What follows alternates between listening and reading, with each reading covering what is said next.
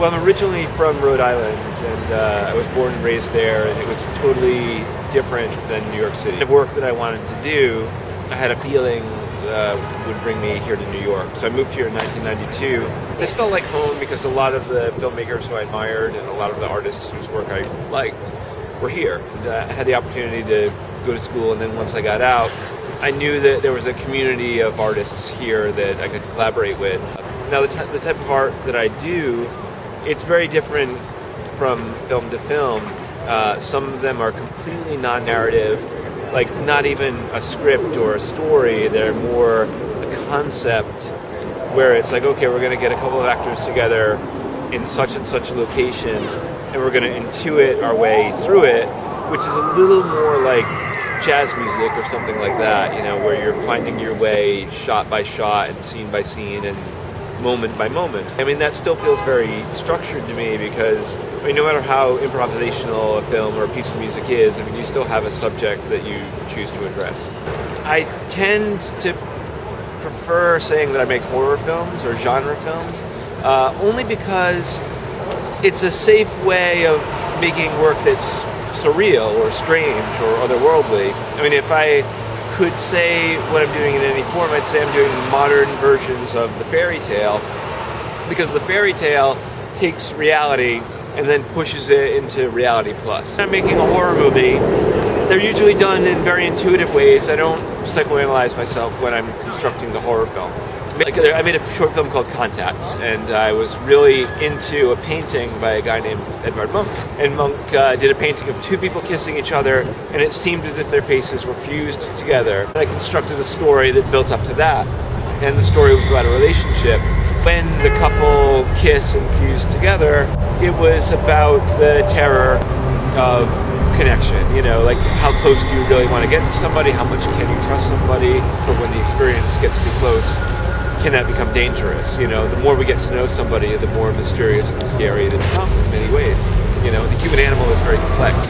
So in that case, I made a horror movie around a central image that I didn't analyze until afterwards and said, oh, that's probably why I wanted to make that into a story or a narrative or like build towards that image. It's not necessarily helpful for me to understand why that image came about.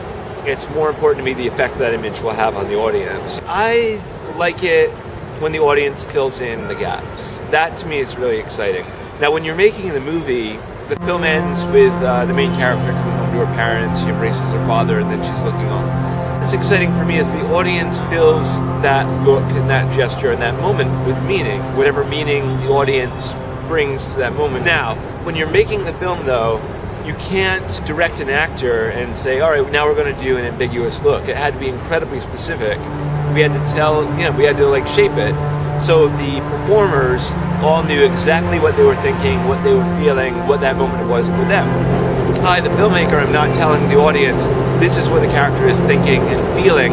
They know the character is thinking and feeling something because we made it specific. We made a choice. Now, when the audience watches it, again, there's no dialogue in that scene telling them what to think or feel. They project onto that moment. You have to lead the audience to that moment and then allow them to think for themselves. And then when they do, it's always really exciting to hear back and say, oh, you know, she was really terrified to have gone back home. That in a way is more stifling and worse than going out on a limb with this trip.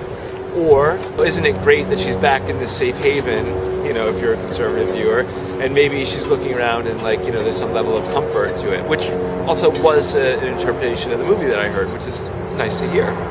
Interpretations are legitimate. Like I said, you know, it's like when you fill the final image with a sense of ambiguity, if you've built up to it properly, the audience will go wherever it is they want to go. But you have to take them to that peak moment where they can then be allowed to think for themselves, which is exciting. I love ambiguity in movies. I love films where a lot of the pieces of the puzzle are left out. The characters almost never talk, and then you talk in your own mind. I mean, you're having a conversation with yourself while you're watching the movie, which I think is way more rewarding as a spectator. An interview one time where somebody described the work as being beautiful macabre. And I was like, oh, I like that. That feels right. Because I like the work to be aesthetically pleasing while it's going into the macabre Edgar Allan Poe type stuff. Now, occasionally I make a movie and like we do a shot and I'm like, oh my gosh, I did that before, like for example, Contact, we did an overhead shot of the main character curling into a fetal position, and then without really knowing it, when we were making Crestfallen, we just sort of naturally moved into an overhead position and like got the performer moving into a fetal position, and the director of photography was like, this reminds me a little bit of Contact. And I was like, oh my gosh, I'm making a copy of myself without even knowing it. And he said, no, that's not a copy. That's a style choice. That's an aesthetic choice. Let's go with it. Well, if you're going into the arts, if you're going into filmmaking, then you have to want to do it more than anything else.